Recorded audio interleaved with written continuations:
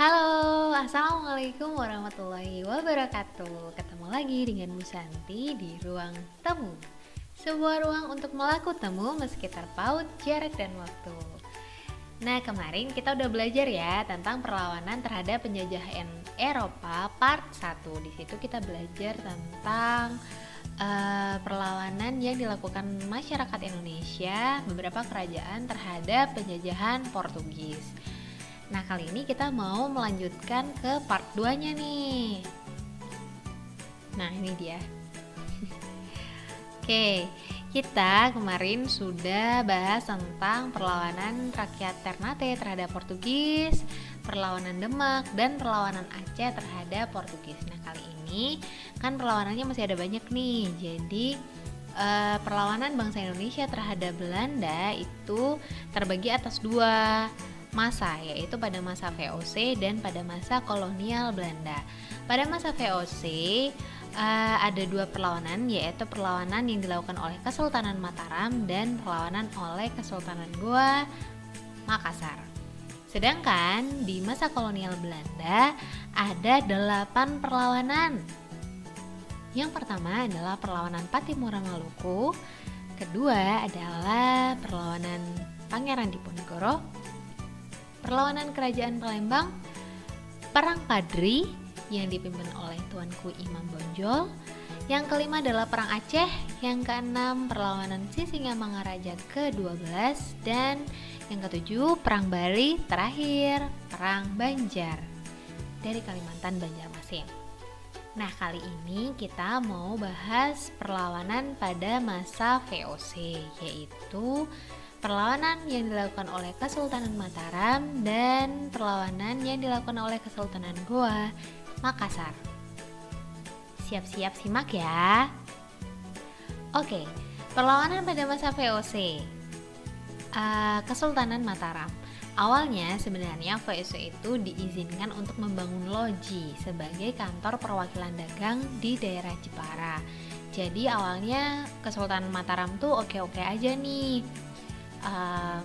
VOC datang gitu ya, jadi dia diizinkan untuk membangun loji. Tapi akhirnya lama-kelamaan Mataram di bawah Sultan Agung menyadari bahwa kehadiran VOC di wilayahnya sangat membahayakan pemerintahan, sebagaimana dialami Jayakarta yang telah sepenuhnya dikuasai oleh VOC. Akhirnya Sultan Agung, beliau adalah raja terbesar di Mataram, punya dua cita-cita. Pertama adalah mempersatukan seluruh Jawa di bawah Mataram, dan yang kedua adalah mengusir VOC dari tanah Jawa. Oke, ada 3 serangan yang dilakukan. Yang pertama, menyerang loji kantor dagang pada 1618. Kemudian Sultan Agung melakukan serangan ke Batavia sebanyak 2 kali, yaitu yang pertama pada tahun 1628. Sayangnya serangannya ini gagal. Lebih dari 1000 prajurit gugur pada serangan ke Batavia ini. Kemudian serangan yang kedua dilakukan pada Agustus sampai Oktober tahun 1629. Serangan ini juga ternyata mengalami kegagalan, antara lain karena kalah persenjataan. Tentu ya, VOC lebih memiliki senjata yang lebih canggih daripada senjata-senjata yang dilakukan oleh Kesultanan Mataram. Kemudian yang kedua karena adanya wabah penyakit yang menyerang pasukan Mataram. Dan yang ketiga, ini nyebelin banget nih, karena kurang pangan. Tahu nggak kenapa? Karena VOC itu memusnahkan lubung-lubung persediaan makanan yang dipersiapkan di Tegal, Cirebon, dan Karawang, itu semua dimusnahkan oleh VOC. Sementara jarak Mataram sampai ke Batavia itu jauh banget. Nah, hal ini membuat para tentara kekurangan pangan. Strateginya VOC ini nyebelin ya. Nah, kemudian yang kedua adalah perlawanan pada masa VOC yang dilakukan oleh Kesultanan Goa.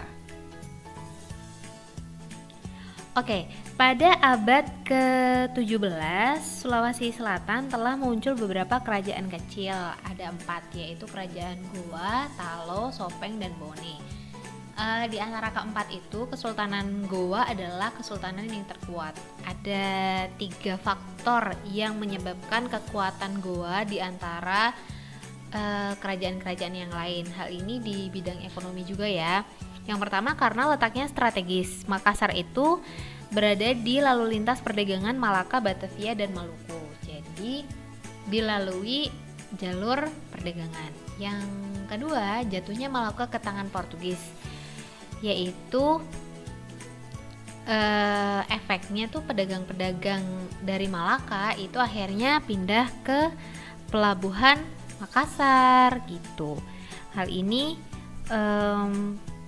menyebabkan Kesultanan Goa yang berada di Makassar jadi lebih makmur gitu.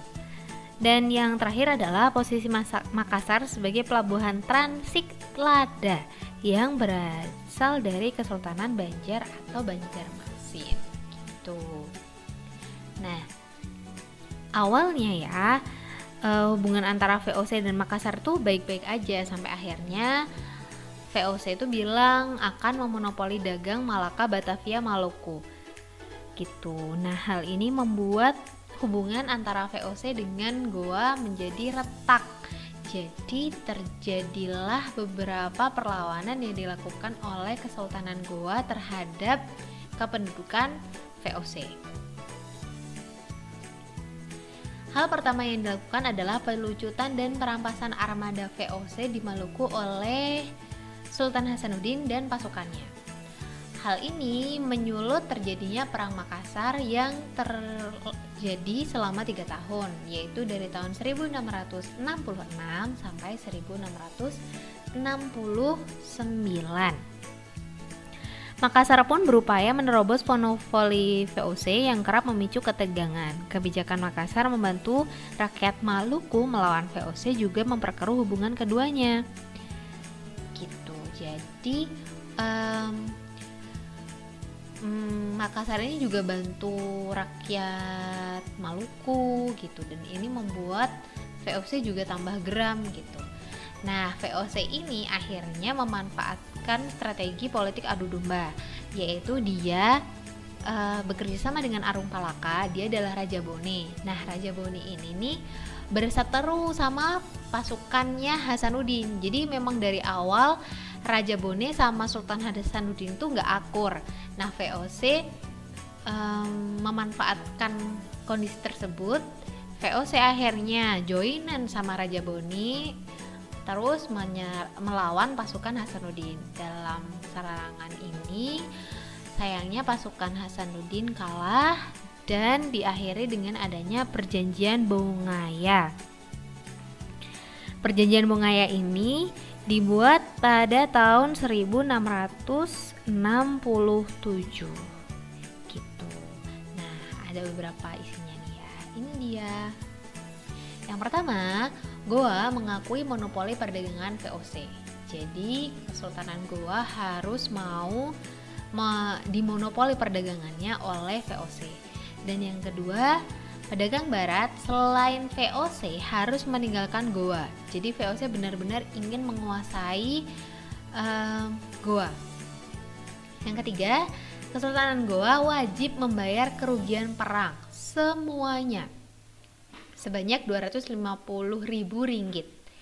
Yang keempat, VOC boleh membangun benteng di Makassar. Dan yang terakhir, Goa harus mengakui kedaulatan Kesultanan Bone. Nah, di perjanjian terakhir inilah akhirnya secara resmi Makassar dikuasai oleh VOC gitu.